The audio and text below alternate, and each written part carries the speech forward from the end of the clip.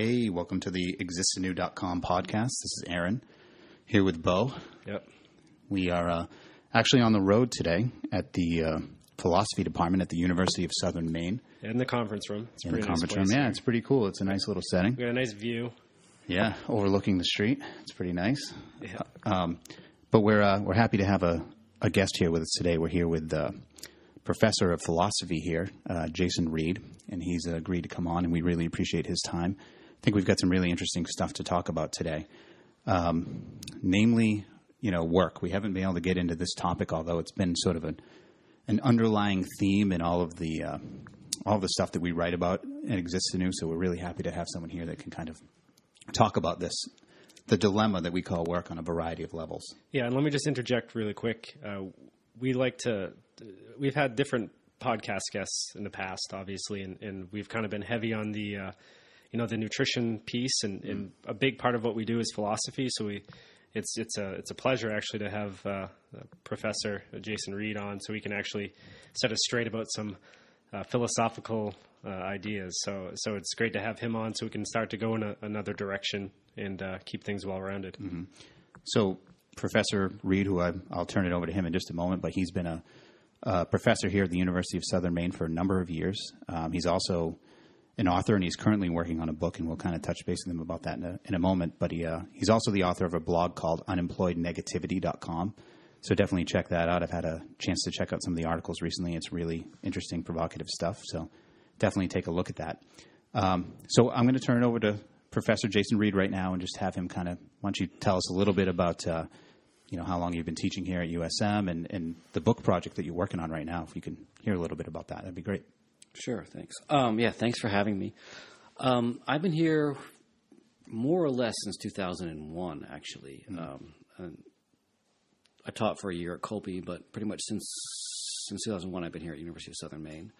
I came here after finishing my PhD. I was sort of fortunate in that way to be offered a job right out of grad school.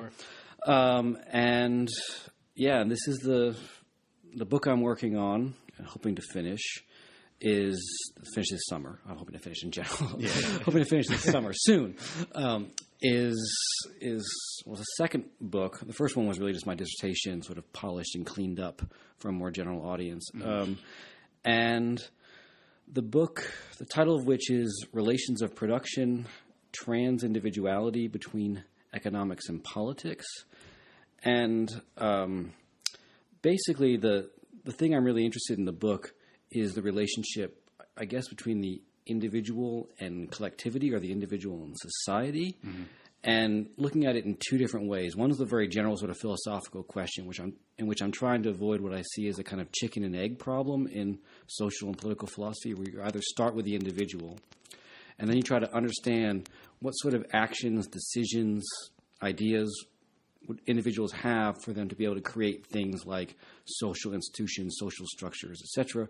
Or you start with society and you try to understand how does society create certain social habits, certain ways of perceiving the world and living in the world and so on. And that's my chicken, that's my egg. Because if you start with one, it's hard to understand how you get to the other. Like if you start with individuals, it's really hard to get to a really deep, rich sense of social relations because you're still thinking in terms of individuals. If you start with society, it's hard to get a really sense of individuals as individuals because you're still dealing with society producing sort of generic people that it needs to fill its roles and slots. So I'm interested in the relations between the way in which we're shaped by our social structures, but we also shape our social structures, the sort of back and forth. Mm-hmm. Yeah. And that's a general philosophical problem. But on top of that, there's a more specific sort of problem I see as sort of now, and that is the way in which we are living in so highly, I wouldn't even say a highly individuated sense, because I think the paradox is that we're much more highly fragmented in that people are not individuated in a rich sense of the word, but people are doing the same things, seeing the same things, but in a highly isolated manner. So that's why I'm not using the word I think a lot of people talk about our society as an individualistic society, but I think a truly individual society would have a much deeper sense of social connection, social relations to be an individualistic society. A society in which people are kind of separated is a society in which I mean, I think the best way to illustrate this is like you think of all these sort of social phenomena like driving down a highway, right? Everyone's in their own car. And so in some sense, everyone's sort of doing the same thing and thinking the same thing, right? Yeah. They're thinking about like, where's that car and is that car too close to me? And, you know, are they going to cut me off? So there's a certain way in which it's an oddly generic experience. Like it's not highly individuated because everyone's sort of doing the same thing, but they're doing the same thing in utter isolation. It's not the same as if, say, for example, if you imagine a bunch of people sitting on a bus or sitting on a train where they're kind of doing the same thing, but they're aware and connected to the other people who are doing the same thing. So the car experience is both like it's neither individuated nor collective experience. It's sort of just a fragmented experience. And similarly, like a bunch of people watching even the same program on different screens versus like going to movies. I think going to movies is a really good example of the way in which you're seeing the movie and you're having an individuated experience, but I mean, we see this all the time. Like if you go see a really like a comedy and you see it with tons of people and they're all laughing, you'll think the movie's a lot funnier. And then later you're like showing it to your friend, like when it comes out on DVD, like I thought this was a lot funnier. Totally. And it kind of was because you were getting this collective experience too. Right. Huh, that's really interesting. We talk about that those topics a lot. I don't know. Bo just wrote a piece recently that kind of touches upon that. I don't know if you want to. So it's kind of the same idea as we can't be very individual in this society. It's essentially as though the more that we try to become, we have this kind of false sense of interconnectedness, right? Mm-hmm. But what you're saying is true. We do a lot of very generic activities. We do things that we're all doing the same thing, and we're kind of trying to derive the same general connection from it. And I don't want to go too far into what I wrote, but it's what you were saying. Aaron and I were kind of looking at each other and kind of grinning because we talk about this all the time. And the car situation was a great metaphor because we've actually talked about that, how, and even in some postmodern terms, you know, where you can just be driving down the road and just completely obliterate all reality around you because you're just moving so quickly and you're moving past things. And literally our entire existence is going on past you. You know, you've gone through lives of people and you never even took notice because you're point A to point B. And within that, it's a generic experience. Yeah. Agreed. It's interesting because I actually picked up one of these books the other day in a store I was at that talks about like, oh, you're about to turn whatever age, like you're about to turn 40 or 50 or 60. And it's one of these books, so if you open it up and it says like at different points in your life, this is probably what you listen to. This is probably the TV shows that you watch and all that stuff. And I could see it being really accurate for someone. I was thinking, but how sad would it be if this book exists and it basically tells you many of the things that were probably important in your life. You're thinking of yourself as individualistic, as you said, but really so many of the choices that you made, a lot of other people were given very similar choices. So it's kind of an illusion of individualism, if that makes sense. Yeah. You're a profile, essentially, is what you are. Yeah, exactly. So that was great. One of the other things one of the major topics that we wanted to talk about today was a work on a variety of levels because, as we said, it's something that Bo and I talk about a lot. It's just a major dilemma to, you know, how we want to live our lives, and we know that it's a struggle for a lot of other people that we talk to, our followers, our friends, our family. And one of the ideas that we've been talking about since we've become more familiar with studying, you know, human ancestry is that in general, humans, you know, didn't work as much as we do. You know, we're not necessarily saying, we're not going to get into the debate of was life better or easier or anything like that now as compared to what an ancestral human lived. But we clearly work a lot more to satisfy our basic needs. Of course, our quote basic needs have changed as well, but you know, a lot of research demonstrates that ancestral people only worked roughly like 20 hours a week to secure all of their life needs. And now most of us, I think we can agree that we work a lot more. Most of us work a lot more than 20 hours a week, some much, much more. And we're oftentimes completely engrossed in our jobs. And not only that, but a lot of us don't even we dedicate these huge portions of our lives to our jobs. And a lot of times we don't even really make, you know, enough money to really satisfy our needs. Some people make not even close to enough money to satisfy their needs. And of course, there's probably not even enough jobs to go around. And therefore, some people don't have any employment. But we wanted to know if you could kind of talk to us about, setting the stage for where we are as a modern species in this dilemma that we're in with our jobs, and maybe even tie that into, what we see as an unequal distribution of wealth. Maybe set the stage, and if you have some ideas of kind of how we got here to this point. Yeah, it's interesting. I mean, I've actually been teaching a class on work for the past couple of years now, with a very generic title, The Philosophy and Politics of Work. Mm-hmm. And one of the things that interests me in the class is this. I mean, that work is both a highly, going back to what we were talking about earlier, a highly personal, individual. It's this second thing you ask someone when you meet them. Mm-hmm. What do you do? Right. Yeah. And there's a certain sense in which that. Well, of course, that's just a social cliche, and you could ask a much more interesting question, like what have you dreamed your life would be, or whatever. But there's a certain sense in which when we ask each other that question, it's not entirely wrong. Like, it does tell us a lot about the way people have been shaped and where they are in the world. But it's seen as very expressive of one's identity, but it's also entirely determined by situations that are beyond our control, right? That in the sense that the jobs we end up with, certain jobs are completely obliterated because of technology or other changes. The jobs we end up with are probably not the jobs we want a lot of the time. Mm-hmm. So it's oddly situated between this highly personal sense of who we are and this highly impersonal sense of the way in which the social structure imposes certain things on us. Mm-hmm. But in the mix of all that, the other thing that I'm really interested in is why we attach such an ethical dimension to work, to being productive, to doing something, to not being lazy. And we do this, because I totally agree with everything you're saying about the strange sense in which we're working harder, but the work we're doing is less and less important for our immediate survival, right? Mm-hmm. There are all kinds of really interesting statistics where you can look at industries like agriculture, steel, any industry, and you can see that over the past 20, 30, 50 years, the number of people it's required to produce has gone down, and the mm-hmm. productivity has gone up, right? And for a long time, people thought that we were going to have less and less work. If you look at the history of philosophy, people started talking about, what are we going to do when we don't need to work as much anymore? Yeah. How are we going to figure out – because people were worried about it, because they understood that work provides people with a sense of self, social belonging. It also keeps people from getting into too much trouble and disciplines them and regulates them.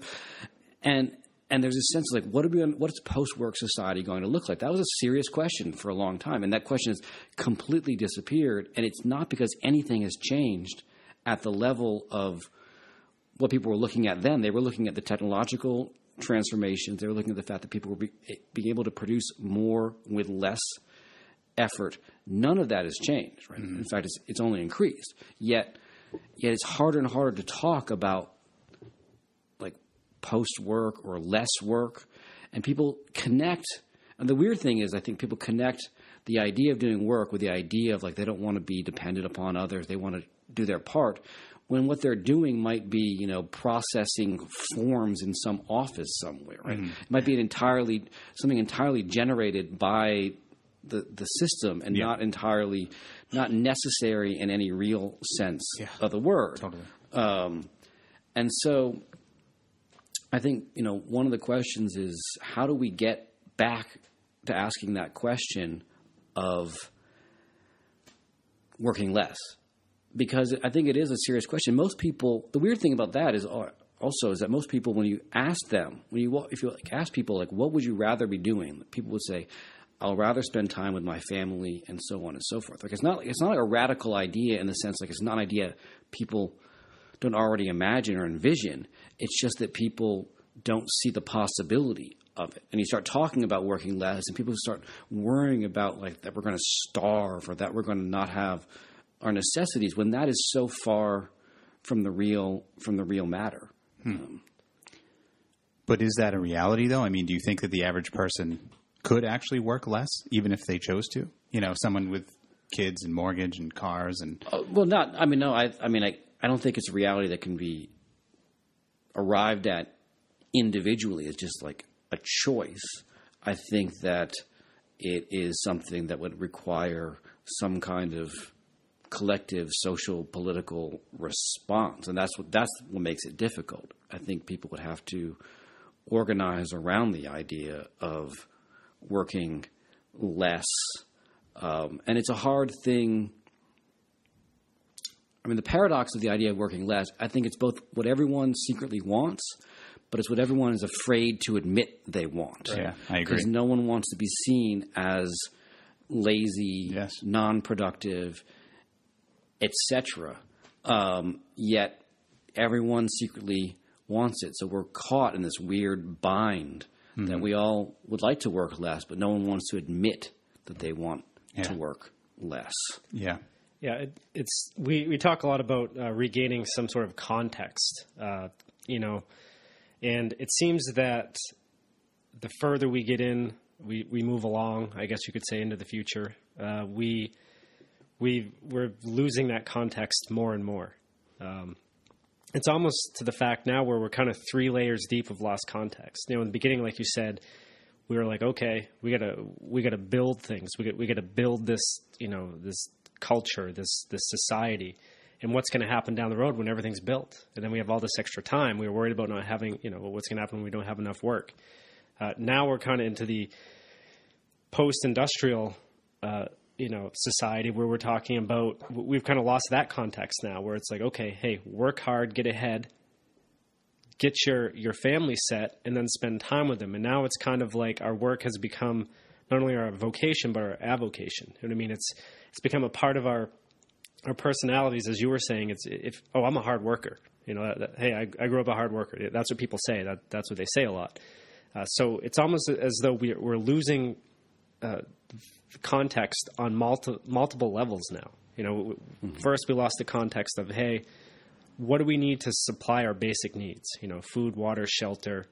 We get some leisure time.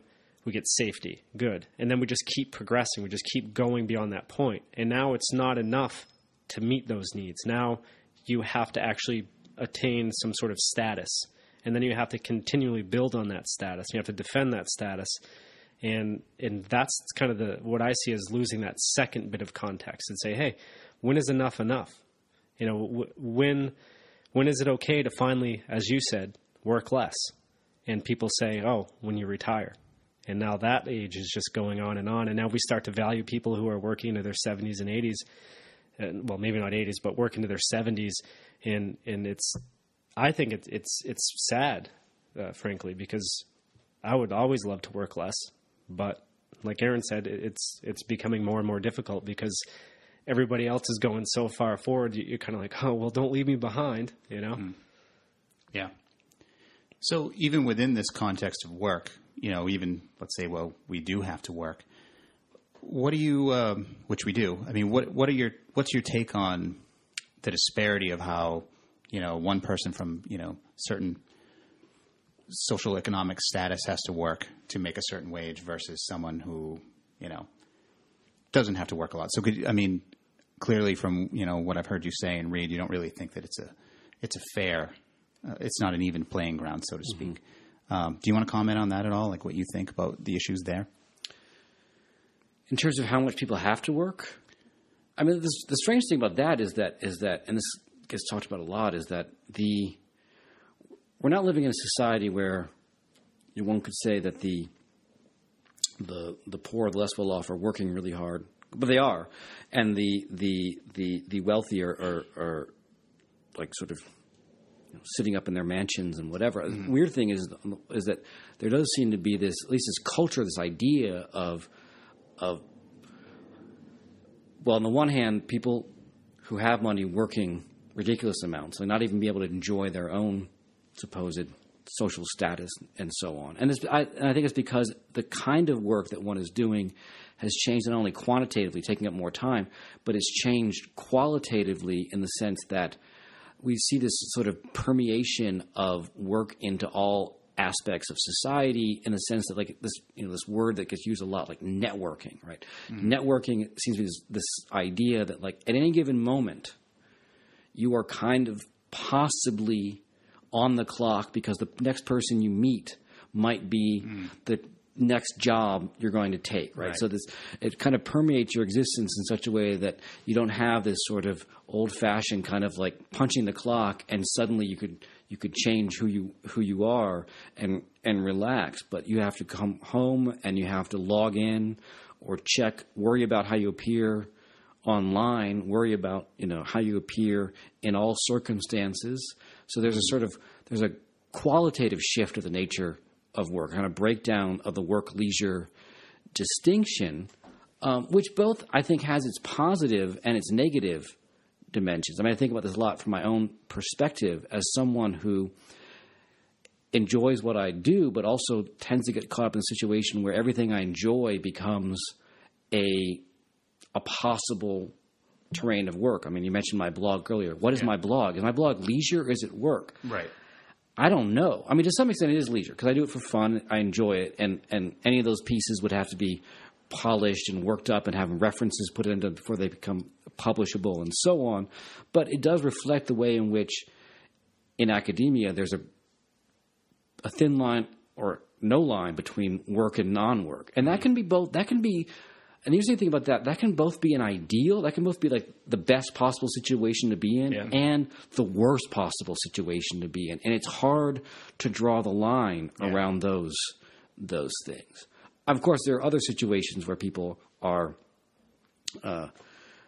they don't subjectively identify with their work. Right? If you're doing hours upon hours of service work or, working at a convenience store or whatever, that's not going to be the kind of thing you take home with you, although it's probably going to be just as demanding in terms of the number of hours and incredibly low paying. But it interests me the way in which that kind of work is seen as for some people, it's seen as liberating, right? This dream of just having a 9-to-5 job almost seems like a dream now, which is bizarre. Right. Because those jobs are generally not very engaging, not very interesting. But some people dream of having just a 9-to-5 job and don't want this sort of complete and utter identification with your job, which seems to be what you need to do in order to get to a job that at least maybe offers the promise of better pay and a better future. And not to mention the fact that many people, through interning and other things, end up working for free with that idea of a job. Yeah. It sounds to me, it's almost like you're constantly trying to build your personal capital. Like you're some sort of avatar that's moving around through the social landscape, and you're trying to develop and build this type of social capital. So with a 9-to-5 job, an hourly job, as we call them, it's the work, it's the time that matters. Then you go to salary, it's the position, what the position can offer that matters. So it's not the time that you put in so much as the job that is being completed. And then when you get into like what you were saying, where does a blog become work? You become a value in your own by yourself, and therefore it's not necessarily the time that you're getting paid for, but you're getting paid for it to make sure that you build up your social capital for you to be you. And I think that's becoming more and more the case with all this social media. The more interconnected we get, it's not as though we are actually working, but like you said, it's starting to blend. The lines are starting to become gray, and it's starting to blend together. And it's the very fact that you're always on the clock, so to speak. It's not that you're punching the clock. The clock's continually punching you in the side of the head, saying, "Hey, you should be doing something. You should be writing something. You should be reading something. You're falling behind." And that's kind of what I was getting at before. It's hard to relax when you know that there are other people out there that aren't. You know what I mean? Right. And that's kind of where we kind of go into the freedom topic. It's hard to be free, even when you become kind of off the clock. Like you put on a professional facade, so to speak. If you go to a 9-to-5 job, you have to obey certain, company policies and rules and regulations, and you probably don't really like it, and you have to pretend that you're someone that you're not. But you see a lot of people trying to combat that with going into the self-employment arena, and most people do that now, promote themselves like we've been talking about through social media, and you yet again have to present another facade. So it's like that's kind of what we talk about. If there's such a thing, when can you ever truly just be yourself? And it seems like there's a crossroads and there's a dilemma there whenever you talk about any type of work.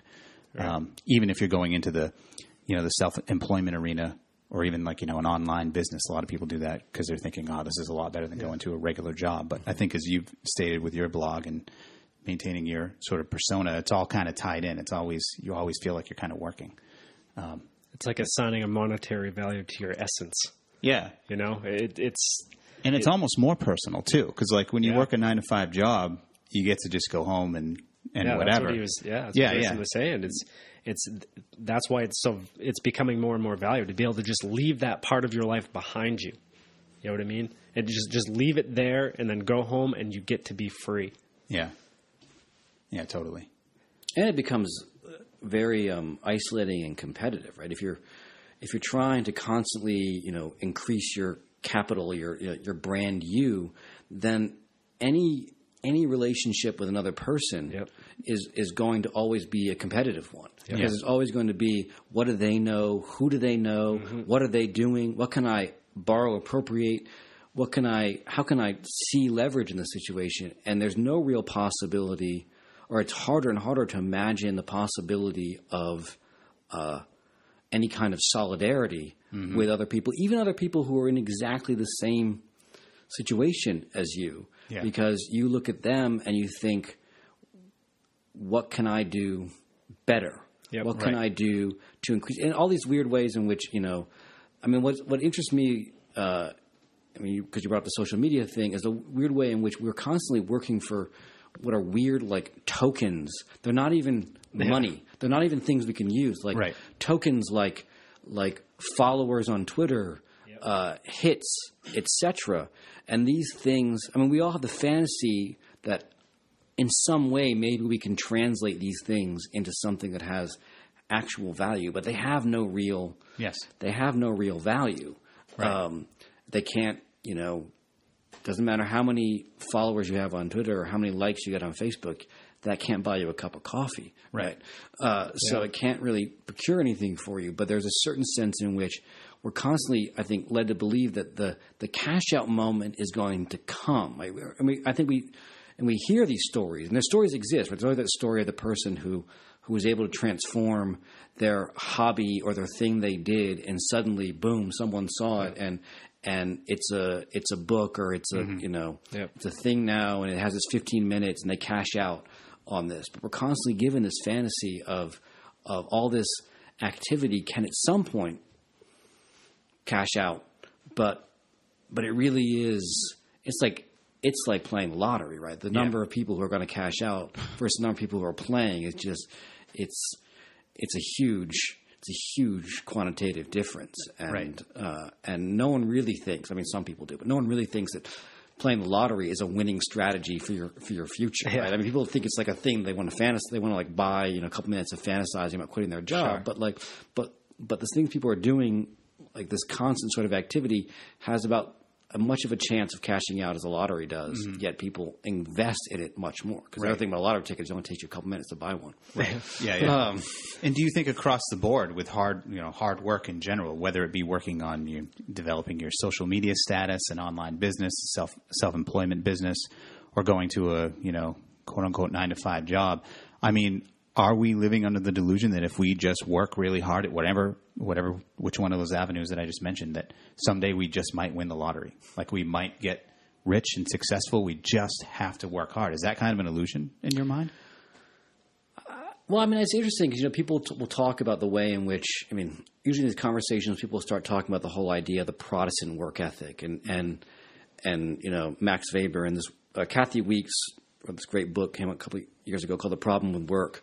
And she talks a lot about, this idea that the work ethic really began as a spiritual ethic, right? It was about this idea that if I worked hard and got worldly success, it was some indicator of divine selection, right? The fact that that meant that God was smiling upon me. Sure. And so it had, if you take the Max Weber argument, right? This is Max Weber trying to explain how we get from a society where people valued more spiritual values, right, more religious values, to a society where people began to value things like time is money, and he talks about Benjamin Franklin a lot, and his whole kind of ethics of constantly working, where he mentions things like if a creditor doesn't hear your hammer banging at like 6 p.m, they're going to demand payment the next day. But if they hear it, they're good.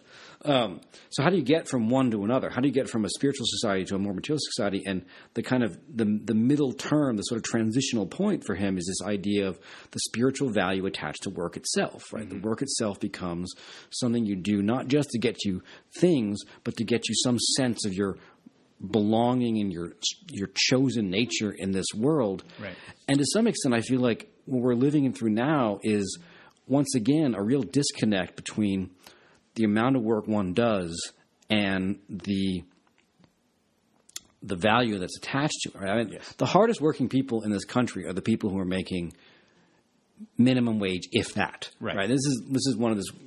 Yeah. They're the people who are like picking the blueberry crops, right, in Maine right now, or whatever, and they are being paid very little for that.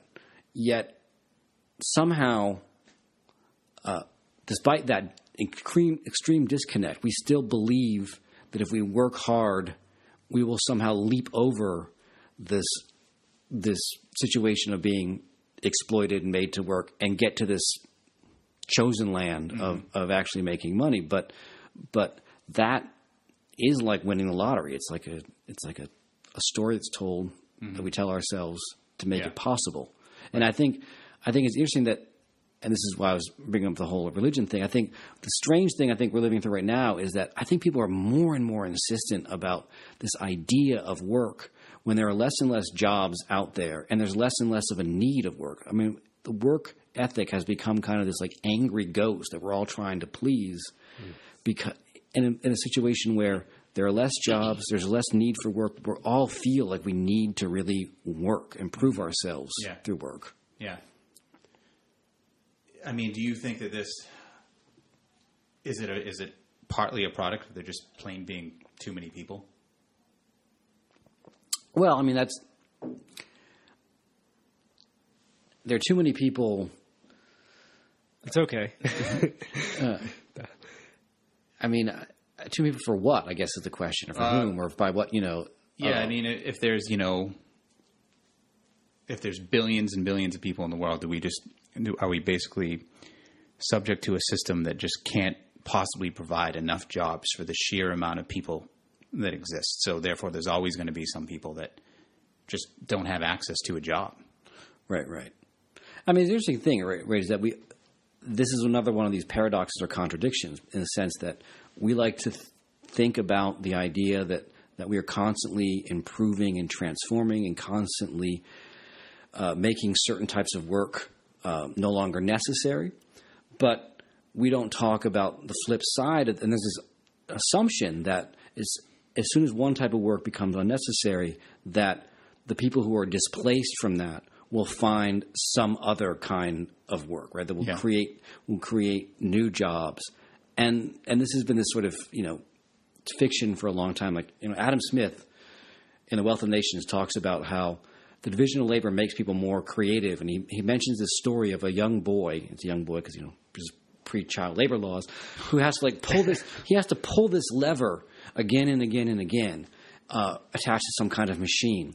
And he notices that there's a wheel turning on this machine, and if he just attaches a cord to the wheel, it will pull the lever. And Adam Smith says he goes off to play with his friends. And I'm thinking, no, when I read this, I'm like, no, that's not what would happen to this kid, right? If the kid's working, it's because his family's poor, he needs to work. So the kid actually would invent himself out of a job, and he would have to find something else to do. And to some extent, we're kind of in the situation of being that kid. Like every time we perfect some kind of new technology, and every time we make it so less people need to work, what happens is not a lessening of the amount of work for all, a liberation of those people from that time. What happens is they get thrown out of one job situation and forced to find another. So, the paradox of capitalist societies is constantly making work irrelevant while constantly insisting that work is a necessary condition for your survival and existence. Right? The only way you get food, clothing, and shelter, unless you have capital to invest, is you sell your time by working. But at the same time, that's the basic premise of our society. We're constantly transforming work and removing need for jobs. You can think of a long, long list of like almost like a little gravestone of like jobs that no longer need to exist anymore. Like elevator operators or whatever, Right. And maybe future, professors and librarians Sure, or whatever. sure. All these things that are disappearing. But it doesn't free up any time or activity. It means that every one of those gravestones is marked by a desperate scramble by those who are thrown out of that work to find new work. So do you think that a capitalist society is maybe just not going to work ongoing here, like for as many people? I mean, what do you think about that? And do you see any alternatives, or do you see different ways to live that might be helpful to people within a capitalist society? I know it's kind of a loaded question, but if you have any... Yeah, how dare you, Harry? Well, I know it's a big question, but... No, I mean, I think that I mean, I'm not the best on sort of the economics of this, but I do think that the situation we're living through now is one in which the crisis I was pointing to, a crisis between, on the one hand, the demand for everyone to do work and the constant technological transformation of work is to some extent rupturing. And we've forestalled that rupture by creating other ways, like to kind of move money around, right? Create sort of possibilities where people could like live off of various forms of credit and so on. But that credit's only what is credit but delaying something until the future, right? It's delaying the day you have to pay until the future. And that only works if people believe that this future is going to pan out, right? Right. But in a moment of crisis, when there is no longer that belief, then we get these sort of crashes. But in some sense, we haven't addressed any of the real substantial issues. Yeah. We just keep finding new ways, new bubbles, new ways for people to feel like there's something just around the bend. Right.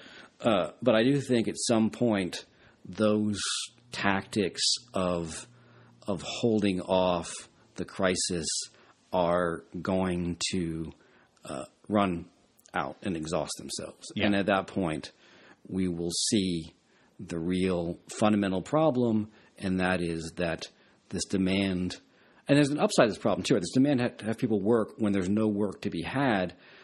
I mean, that to some extent it's a crisis, and it appears in the form of unemployment and poverty and so on. But the flip side of that is this thing which we're having difficulty imagining, but should imagine, which is a society with less work. I mean, that the possibility of that, which we're not really thinking about, is becoming real despite the fact that we're not even thinking about it. Sure. And the question then is how to make that possibility a reality. And I think, in my view, one of the important things we need to do to make that possible a reality is to liberate ourselves from this demand to do work. We have to declare that this is not all life should be. Right. And to say what we really all think. That's the weird thing about it, is that everyone admits they'd rather do something else. Yeah. And something else, and the other thing is that something else might be really productive. It might be really interesting. I mean, what would you do? I mean, it's an interesting question. Like, what would you do if you didn't have to do something to survive? Totally. And I know people like to think, oh, yes, everyone would just be lazy and sit on their couch. But I actually don't think that's true. I agree. No. And I think that what people would do might be more interesting than what they're compelled to do. Yeah, we talk a lot about we have a term, create your own freedom or design your own cage. And essentially it's kind of almost what you were saying just kind of reminded me of that, is essentially you have two choices. You can either choose to go down this road and play this game and say, all right, I'm going to put in my time. I'm going to work really hard all the time. I'm going to play by these rules, and I'm going to essentially distract myself and make things okay. Kind of my hard work is my shrine, essentially. So I show this off by designing my cage, essentially saying, okay, look at these nice things that I can have because of how hard I've worked. Or, like you said, the question, what would you do if you didn't have to? And interestingly enough, that is usually far more productive than what you're doing now to actually design that cage. So by actually embracing that creative being that's within you, which can only come about from freedom, right? From a circumstance of freedom. They build off each other. The freer you are, the more creative you are. The more creative you are, the more free you can become. And essentially, I think that's very important because a lot of people are lost now, and they're very myopic. They see one track and they say, just keep going faster. And they're on my heels and they're looking next to the person next to them and they just keep going harder. But what they're not realizing is that's just one direction. If you're able to open up your mind and give yourself the freedom to actually try other avenues, of existence. I'm not just talking about jobs. I'm talking about other avenues of existence, to be able to actually remove yourself and become far less dependent on an economy. And I think that's a lot of what we talk about. We think it's very important that people learn to remove themselves from the necessities of a society based on an economy that inherently requires some to win and essentially most to kind of be somewhere in limbo there. Right. Yeah, I mean, we promote, being healthy, not as some like vain quest, but more so that you'll be less reliant on having to pay for health insurance and health care and all that type of stuff. And we've even taken I've been learning more in BOAS too about like even wild foods, which sounds so weird to me. It's something I never would have thought about, but in a way, it's like this little way to create a little bit more freedom to be, less dependent upon, having to go to the grocery store and we like to talk about different things like that. I mean, are there things, do you buy into that? Taking more of a minimalist approach to life. In other words, needing less possessions. So therefore you can think about working less and being a little bit more creative with how you're going to live your life. Do you buy into that? I mean, it's an interesting question. I mean, partly, when you say things about like needing less to work less, I mean, it does occur to me that most people don't have that choice, right? Most people, the choice of how much they work is made by their employer, right? Sure. And you can't just say, you know what, I'm really happy with, less money. I would like to work less because that's just not how they want you to work more. The more you work, the more profitable they are and so on. But I mean, as far as what you're saying, I mean, I do think there's a lot to be said about I mean, it's tricky because on the one hand, I think we live in a society which constantly encourages us to find what I think of as private solutions to social problems, right? It says like, in other words, like, oh, public school is terrible. Here's a private school. Here's a charter school. Oh, the water is questionable. Buy some bottled water. The food is questionable. Buy the special food. All these sorts of things in which the problem is social, right? I mean, to some extent, it doesn't matter what kind of meat I eat or if I eat meat. The problems of like what's happening with factory farming and what it's doing to like antibiotics and all that other sort of stuff, that's happening whether or not I buy into it, right? I can buy myself out of my own personal, like I'm not going to eat the bad stuff, but I can't buy myself out of the larger sort of transformation. So on the one hand, I am suspicious of this idea of being able to personally buy your way out of social problems. I think a lot of these problems need social and political solutions. And I think, the environment's an interesting one because at that level, we can no longer hold on to the fiction of being able to buy ourselves. Like you can buy yourselves out of a lot. You can't buy yourselves out of global warming, right? I mean, to some extent. You can buy, I guess, different property. But sure. But at the same time, so that's the argument against some of the things you're talking about. But at the same time, I do think that the more we can be dependent upon our immediate surroundings, the more we might prepare ourselves for some of the crises that might happen. Sure. So I'm less interested in the sort of like lifestyle politics that is really more of, I see it as more of a kind of neoliberal buy your way out of problems sort of politics. But I am aware of the fact that at the same time,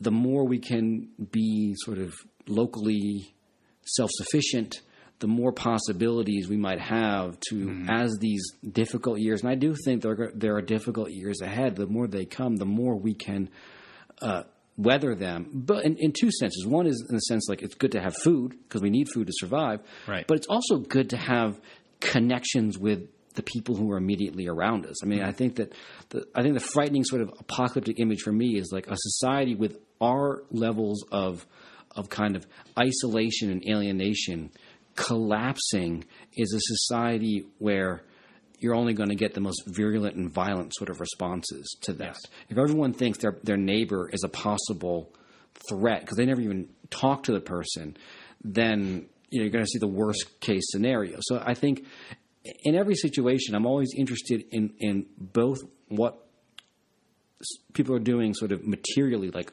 what are they doing in terms of producing goods, services, food, etc. But I'm also interested in what are they doing at the level of what I would call subjectivity. What kind of habits, what kind of relations are people developing? And I think that the things you're talking about are useful not just in that they might develop sort of things that people can sustain themselves with, but they might also develop social relations that people can sustain themselves with too.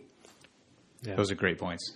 100% agree. Right. Yeah. We actually talk a lot about that. I think, I think it's important that we develop a collective idea of kind of the retracting, right? The reduce.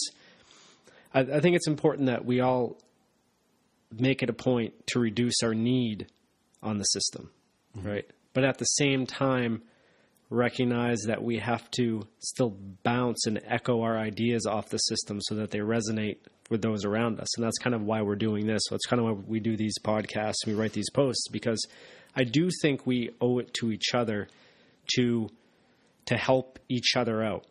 The problem is, I think we try to help everybody out at once.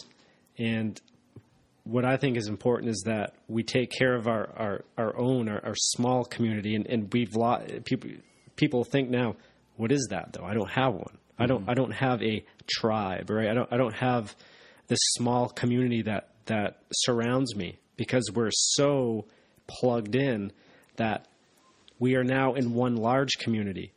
And to make any change, we all know when you're working in a group, the more people there are, the harder it is to make a decision. You're going out to eat. You got a group of 3 friends, or you got a group of 13 friends. Where do you want to go? I don't know. Where do you want to go? I don't know. I already ate. I don't like meat. You know what I mean? You have all these other issues. But if you pull in your group of really close friends and say, look, we all know what we like. Let's go this direction. And I think it's kind of edgy to say retract and pull back away and take care of your own. But at the same time, to actually, we can throw things out there and we can hope it changes, but we can't change things all at once. And I think that's important. I think what has to happen is we have to change the collective mindset. And the collective mindset has to be less about changing us all together, all at once, with each other, and more, all right, we're going to have to actually take each local situation and figure that out for ourselves.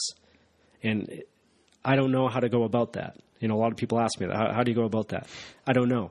I know how to do it in my situation that I'm working on it, but I don't know how to actually change. I can't change Portland, right? Mm-hmm. I can't even change my street, right? Yeah. But I can help my friends and my family make that change. And I think if we throw that out there and we make these micro changes, it's going to act, sort of like this domino effect and change from the outside in.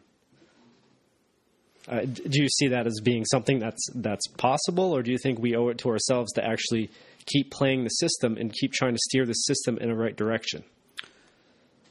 Well, I mean, I guess I don't necessarily see the opposition between the local and the system, because, I mean, the other thing that occurred to me while you were saying that is that we're recording this for a podcast, right? The very fact that this is and there's a gesture in here towards a sort of dislocation, like, because we don't know who's going to hear this. Oh, like 5 people. But the possibility, there's a possibility of more. Right. And absolutely. And to some extent, I mean, the very fact that we're engaged in this is that we're kind of, on the one hand, I mean, yes, like we're both in this room, the 3 of us, but the very sheer fact that we're in this room are probably kind of building some kind of rapport or relation. But the very fact that we're doing this, we're suggesting that there's something, we're interested in something beyond the immediate local. And I wouldn't want to give that up. I mean, I think that there's a tendency to think too strongly in terms of like binaries that become good and bad. Like local becomes good, like larger than local becomes bad, or like, and to me that concedes too much, because one of the things that interests me is that, yes, there's a certain way in which, by and large, most of the ways in which we are connected, more connected than we ever have been, is really to realize profits and value, right? It's to connect people to advertising. Mm-hmm. It's to connect people. It's to generate information that's valuable. I mean, the whole reason that something like Google can even exist for free is that they make money off of all the massive data they collect and so on, right? So on the one hand, there's no illusion. Everything that connects us is to some extent not for connecting us. It's to move products, to create valuable information, and maybe even information that can be used, by the state and security and so on. But we can't deny the fact that we are connected, and that opens up the possibility that people who have similar ideas and similar problems in different places can communicate and connect and maybe think of things that others wouldn't think of. And that, yes, it's true. I do agree with you in the sense that a true sense of what you might want to call solidarity requires some face time. It requires being able to see the other person and communicate with the other person.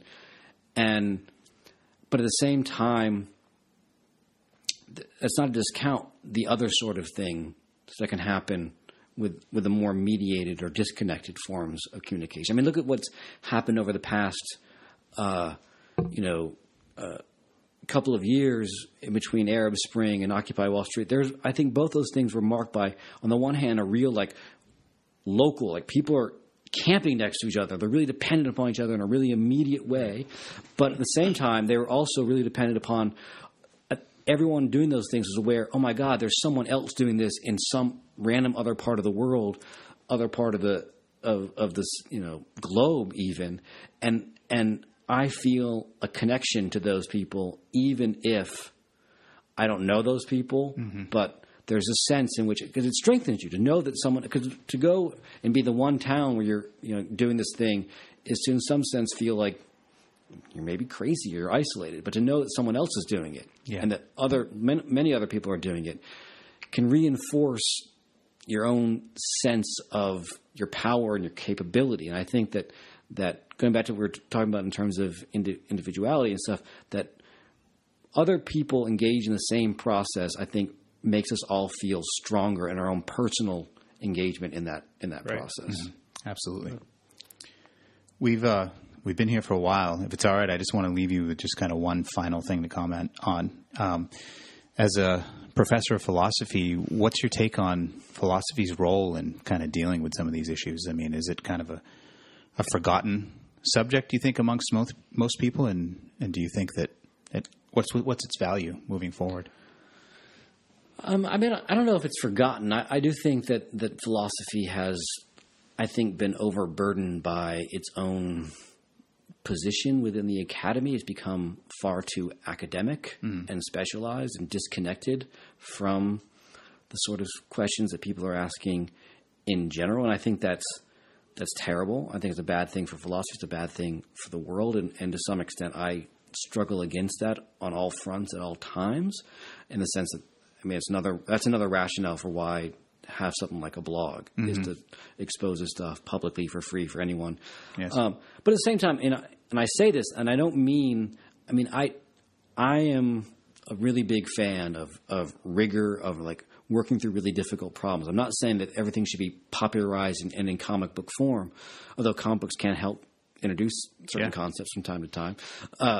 But I do think one has to struggle against, recognize that the academy makes certain things possible, but also precludes certain things. It's an institution. Its goal is not the goal, can't be confused with the goal of critical thinking and reflection. And I think philosophy has a lot to offer. I think philosophy has, two primary things I think philosophy has to offer in terms of these problems or any problem. One is that it can help us understand how we got here.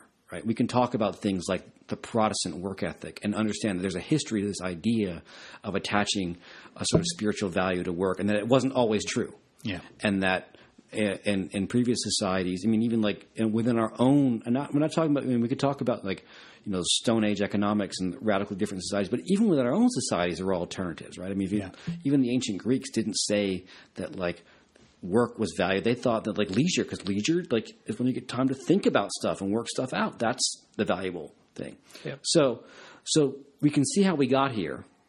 That's the first thing. And the second thing is we can also begin to talk about alternatives and other ways of, I recognize that other ways of thinking, other ways of existing, that the history that brought us here is filled with paths not taken.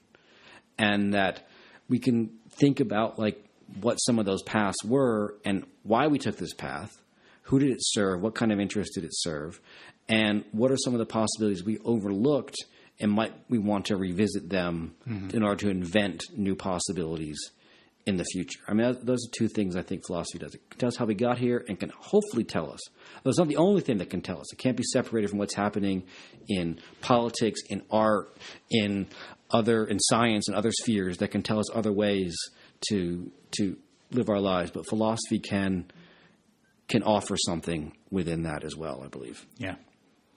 Well, thank you very much. Thank you. Yeah, thank you. The input was great. We really appreciate you taking the time to do this with us. It was very interesting, to say the least. Yeah. No, I was just happy to actually start talking about, get really, philosophy heavy. And I think that's important. Like you said, it matters. It really does matter. When we first started this, we had some idea like fitness, philosophy, nutrition. We didn't see the difference between the two. And now obviously it's evolved something beyond that. Right. But it's important to have philosophy. Everybody needs to question. Yeah. And, right. Yeah. I mean, one of my favorite, quotes about philosophy comes from Antonio Gramsci, who says everyone is a philosopher.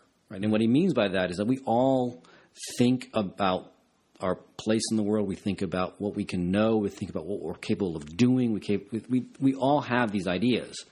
But then Gramsci goes on to say that, the question is whether or not you want to have, he calls it like like kind of baggage without an inventory. You have all this stuff, like some from the religious traditions you've inherited, some from the popular culture, and we got baggage, right? And so we can have the philosophy that we've sort of passively been handed down. We can call it like Western society, you can call it capitalist society, you can call it all these different names. Or you can try to sort of start unpacking these bags, see what's in them, see what you don't want at all, and begin to start packing your own, I hate this sounds like terrible, like your own parachute stuff, but begin to start framing your own understanding of the world critically. So it's not a choice between philosophy or not philosophy in my mind. It's a choice between a philosophy passively accepted and a philosophy actively produced. Right, absolutely. And to me, the actively produced one has a lot more going for it than the passively accepted, because the passively accepted one has been given to you by people who don't have your best interests at heart, ultimately. I like that a lot. That's great. Yeah, that's good. So we're going to end here. We just want to thank once again Professor Jason Reed for joining us. It is plural because I would like to thank him too. Yeah, so thank you. You weren't that wrong. And you can check him out again on his blog. Definitely check it out. It's unemployednegativity.com. And you can check out Aaron and Bo here at existanew.com. And we thank you for joining us on our podcast. Yeah, we'll see you guys later. All right. Thanks. Bye. Thank you. Bye.